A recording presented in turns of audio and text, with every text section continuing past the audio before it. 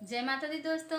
आज की इस वीडियो में हम आपको माता जी का बहुत सुंदर सा गीत सुनाने जा रहे हैं। अगर गीत आपको पसंद आए तो आप हमारी वीडियो को लाइक करें, शेयर करें, हमारे चैनल को सब्सक्राइब करके बेल आइकन को जरूर प्रेस करें। और फ्रेंड्स, ये भजन आपको कैसा लगा, माता जी का गीत आपको कैसा लगा, आप हमें कमेंट करके जरूर बताएं।